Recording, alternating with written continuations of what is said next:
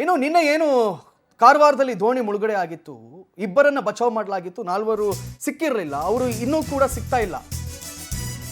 ಉತ್ತರ ಕನ್ನಡ ಜಿಲ್ಲೆಯ ಭಟ್ಕಳದ ನಾಲ್ವರು ಮೀನುಗಾರರು ಕಡಲಲ್ಲಿ ನಾಪತ್ತೆಯಾಗಿದ್ದಾರೆ. ಸಮುದ್ರದಲ್ಲಿ ಮೀನುಗಾರಿಕೆಗೆ ತೆರಳಿದ್ದ ನಾಲ್ವರು ವಾಪಸ್ ಬಂದೇ ಇಲ್ಲ ಇನ್ನೂ ಕೂಡ. ಇವತ್ತು ಮೀನುಗಾರಿಕಾ ಸಚಿವ ಮಾಂಕಾಳು ವೈದ್ಯ ಭೇಟಿ ನೀಡಿ ಪರಿಶೀಲನೆಯನ್ನು ನಡೆಸ್ತಾ ಇದ್ದಾರೆ. ಮೀನುಗಾರ ಕುಟುಂಬಸ್ಥರಿಗೆ ಮೀನುಗಾರರಿಗೆ ಧೈರ್ಯ ತುಂಬಿದ್ದಾರೆ ಸಚಿವರು. ಸಿಗಬಹುದು ಅಂತ ನಾಪತ್ತೆಯಾದಂತಹ ಮೀನುಗಾರರ ಶೋಧ ಕಾರ್ಯ ಇದೀಗ ಮುಂದುವರಿಕೆಯಾಗಿದೆ. ಬುಧವಾರ ಸಂಜೆ ಅಳವೆಕೋಡಿ ಎಂಬಲ್ಲಿ ದೋಣಿ ಮಗುಚಿ ಮೀನುಗಾರರು ನಾಪತ್ತೆಯಾಗಿದ್ದರು.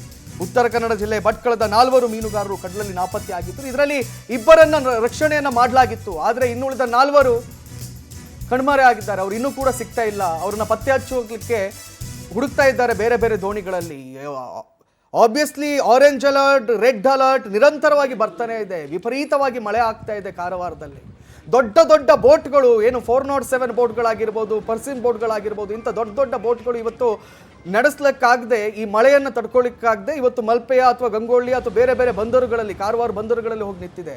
ಆದರೆ ಈ ಸಣ್ಣ ಪುಟ್ಟ ದೋಣಿಗಳನ್ನು ಹಿಡ್ಕೊಂಡು ಇವರು ಮೀನನ್ನು ಹಿಡಲಿಕ್ಕೆ ಹೋಗ್ತಾರೆ. ಇದನ್ನ ಬೇಡ ಅಂತ ಹೇಳಿದ್ರು ಕೂಡ ಇವ್ರು ಯಾರು ಕೇಳ್ತಾ ಇಲ್ಲ. ಅರ್ಥ ಆಗುತ್ತೆ ಇದು ಹೊಟ್ಟೆಪಾಡು ಅಂತ ಹೇಳಿ. ಆದರೆ ದಯವಿಟ್ಟು ಇದಕ್ಕೆ ಹೋಗಬೇಡಿ. ಈಗ ನೋಡಿ, ದೋಣಿ ಮಗ್ಚು ಬಿತ್ತಿದೆ, ನಾಲ್ಕರು ಎಲ್ಲಿದ್ದಾರೆ ಅಂತ ಗೊತ್ತಿಲ್ಲ. ಅವ್ರನ್ನ ಹುಡುಕುವಂಥ ಪ್ರಯತ್ನ ಮಾಡಲಾಗ್ತಾ ಇದೆ. ಅದು ಭೂಮಿ ಅಲ್ಲ, ಕಡಲು, ವಿಶಾಲವಾದ ಕಡಲು. ಅವ್ರನ್ನ ಹೆಂಗೆ ಹುಡುಕಬೇಕು, ಎಲ್ಲಿ ಹುಡುಕಬೇಕು ಅಂತ ಹೇಳಿ ಅಲ್ಲಿ ಅಧಿಕಾರಿಗಳಿಗೂ ಗೊತ್ತಾಗ್ತಾ ಇಲ್ಲ. ಇದೀಗ ಮಾಂಕಾಳ್ ವೈದ್ಯ ಧೈರ್ಯ ತುಂಬುವಂಥ ಕೆಲಸವನ್ನ ಮಾಡಿದ್ದಾರೆ. ಆ ಸ್ಥಳಕ್ಕೆ ಭೇಟಿ ನೀಡಿದ್ದಾರೆ. ನಿನ್ನೆ ಸಂಜೆ ಹೊತ್ತು ದೋಣಿ ಮುಚ್ಚಿ ಹೋಗಿತ್ತು.